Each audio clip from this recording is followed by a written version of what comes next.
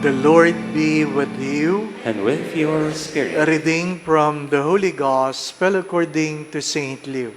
Glory to you, O Lord.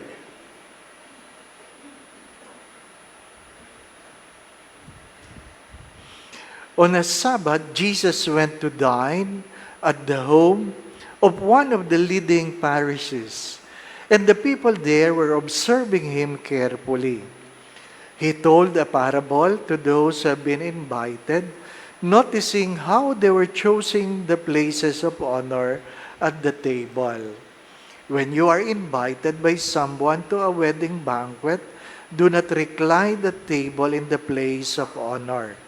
A more distinguished guest than you may have been invited by him, and the host who invited both of you may approach you and say, "Give your place to this man."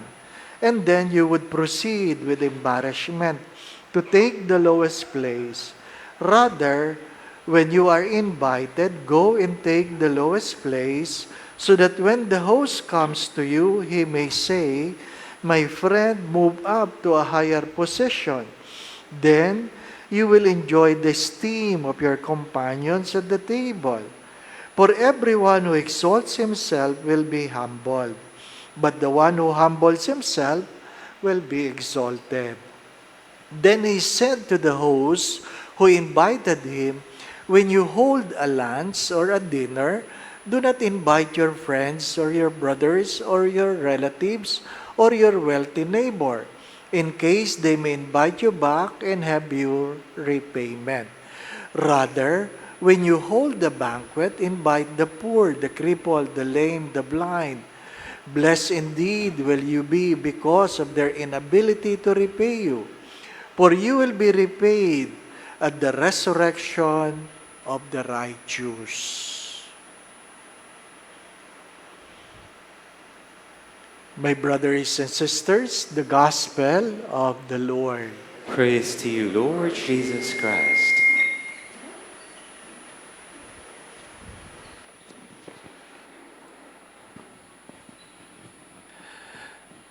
The readings of today speaks of humility, and the Gospel gave an example about people making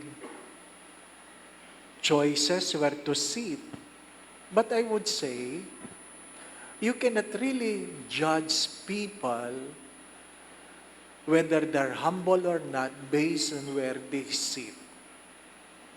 Kaya nyo bang sabihin na yung mga nakaupo dito sa harap mayabang at yung mga nakaupo sa likod humble? Wala. Your seats will not dictate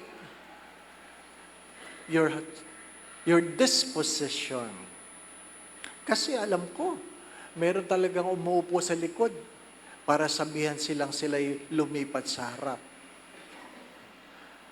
Nangangailangan talaga ng atensyon, di po ba? Ano? Be careful that humility can be fake. Without God, there's no authentic humility. Without God, there's no authentic humility. And our common problem or struggle is we have this pride in us. Yabang. St. Thomas of Aquinas defined pride as an excessive attention to oneself.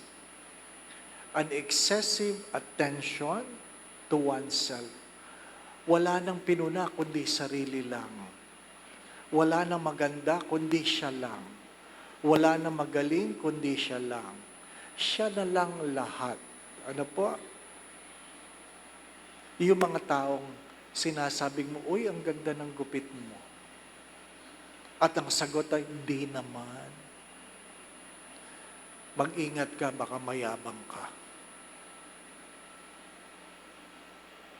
Hindi, maganda talaga. Hindi.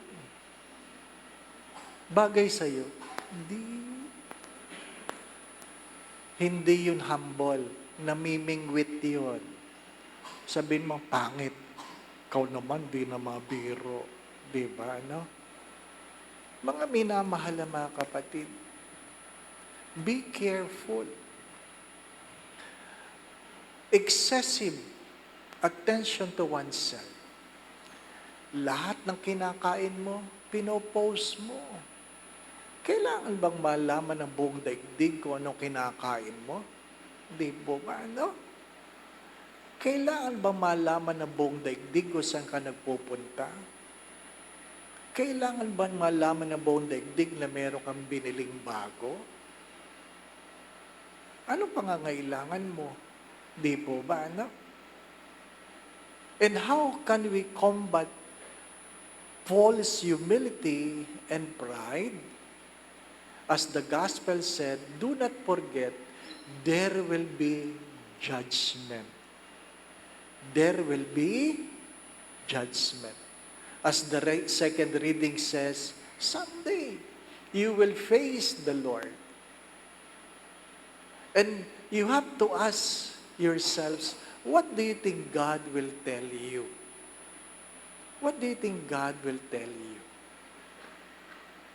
Ano sabi ni St. John of the Cross, in the twilight of our lives, we will not be asked by God how much money you have, where you have been, what titles you have gained, but how much love you have given. Yun lang ang basihan. Yun lang ang basihan. Anong iyong ginawa? Pinakain mo ang nagugutom, pinainom mo ang nauuhaw, dinamitan mo ang hubad, binisita mo ang mga may sakit, binisita mo ang mga nakakulong, at tinanggap mo ang mga estranghero, at ang panghuli ay nilibing mo ang mga patay. Hindi ikaw dahilan ng pagkagutom ng ibang tao. Hindi ikaw ang dahilan ng pagkauhaw. Hindi ikaw ang dahilan kung bakit sila hubad. Hindi ikaw ang dahilan kaya sila walang materhan.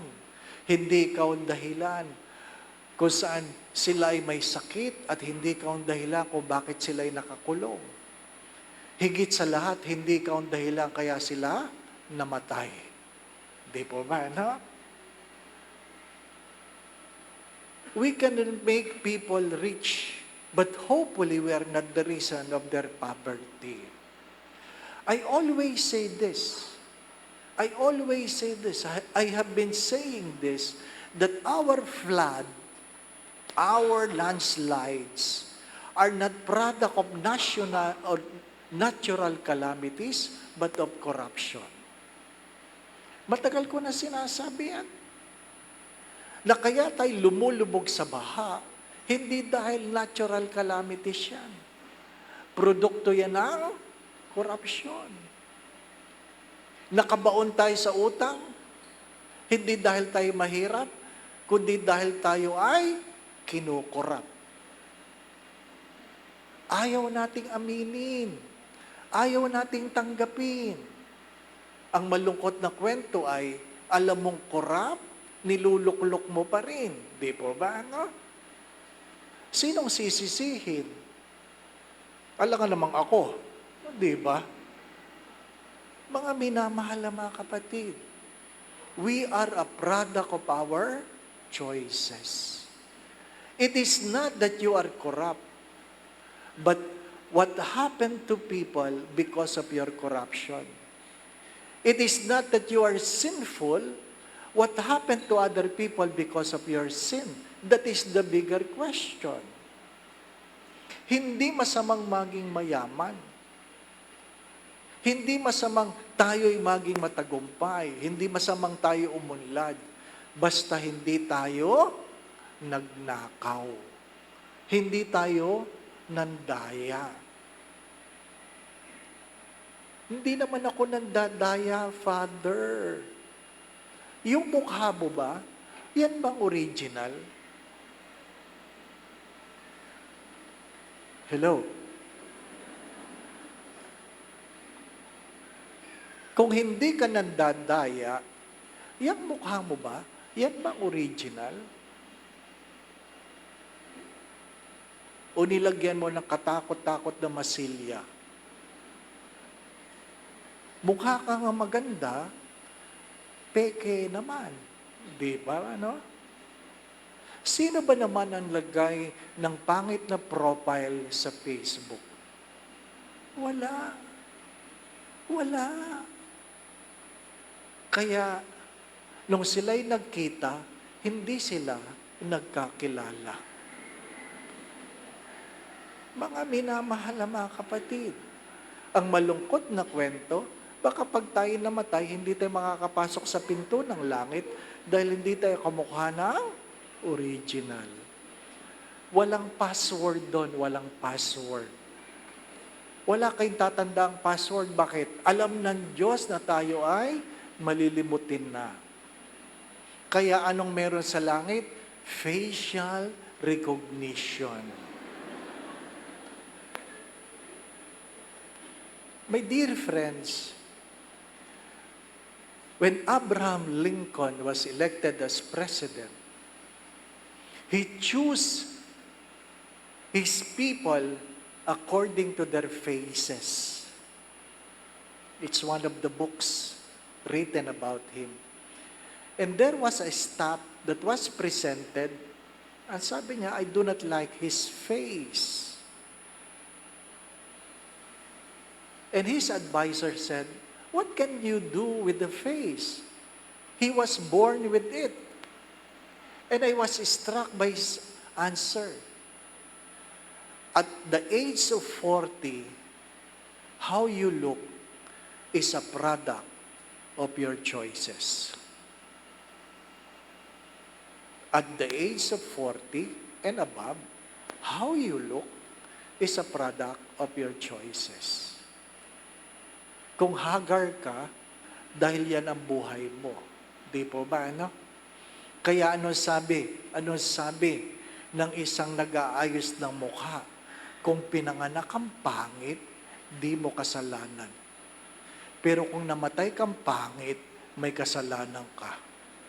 Wala kang ginawa. Di po ba, ano? Mga minamahal na mga kapatid. Ang problema ay napakadaling ritukuhin ng mukha, ngunit ang kalooban ay napakadaling pagtakpan. Napakadaling ritukuhin ng mukha, pero ang kalooban, napakadaling pagtakpan. Bakit mo pinautang? Ngayon, hindi ka binabayaran. Ay, kasi ang bait noon eh. Bakit yan ang pinakasalan mo? Ngayon, binubugbog ka. Kasi ang bait noon eh. Di ba, ano? Ano pang mga nagoyo kayo? Nagoyo. Di ba, ano? Bakit mo yan binili? Parang maganda eh. Di ba, ano? Tayo mga Pilipino pa man din, basta lang may tatak. Di po ba? Naalala ko nung high school, proud na proud yung kaklase ko. May bago siyang relo. Sabi niya, Seiko. Nung binasa ko, Seki. Di ba? Di ba? Para lang. Di ba? Panahon namin yung usong-uso yung Adidas. Hindi Adidas, Adidas. Kaya nung ako'y nasa Malay-Balay, dinalaw ko yung aming mga seminarista, pumunta ako sa isang department store, manghang-mangha ako sa maong. Sabi ko, Levi's 501. Ang mura. Ang mura. Ang tagal ko talaga tinitingnan. Levi's. Tinignan ko lahat. Wala talagang diferensya. Siyempre, mura eh. Di bibilhin mo na. Sabi nung kasama kong pare, ba't mo bibili niyan? Ang mura ng Levi's na ito. Sabi niya, gago. Sorry. Pare may sabi nun. Sabi, bakit naman? Sabi niya, basahin mo. Nung binasa ko, hindi pala Levi's, lives. We can easily deceive. My dear friends, my brothers and sisters, be careful. Be careful. If you forget that at the end of this life we will be judged, you can easily be deceived. Be careful. Be authentic. Be humble. Recognize that we have this need of pride, an excessive attention to oneself. But we are just pilgrims in this world. Nakikiraan lang tayo. Kaya kung ano man ang iyong naipon, itanong mo, saan yan mapupunta? Saan yan mapupunta? Di po ba, ano? Sino sa inyo ang nagsuot ng damit ng nanay ninyo nung sila'y namatay? Wala. Wala. Anong gagawin niyo sa damit na yan? Mauwi lang yan sa donation, di ba, no? Think about it. Kahit gaano kamahal, hindi mo yan madadala. Work on your soul rather than on your face. Work on your soul rather than on your face. Again, my brothers and sisters, do not forget this, that at the end we will be judged. Wrong that you committed sin, worst that others have suffered because of your sinfulness. Inuulit ko, kung hindi tayo matututo, patuloy tayong malulubog sa baha. Sapagkat ang bahang ito, ang mga landslide natin, ay hindi natural calamities. Ito'y produkto ng korupsyon sa ating bayan. Amen. I would like to ask for your prayers for next week. I will be in Cebu, September 1 to 5, to facilitate the retreat for the clergy of Cebu. Ano po? This is the third week. The first week was in Lipa. Last week was for the clergy of Antipolo. Next week for the clergy of Cebu. Kindly remember us in your prayer. Ano po? Going back to what I've said, sa Tagalog mas maganda. Lahat tayo ay may angking kayabangan at may angking kababaang loob. Depende yan sa iyo kung ano ang iyong aalagaan.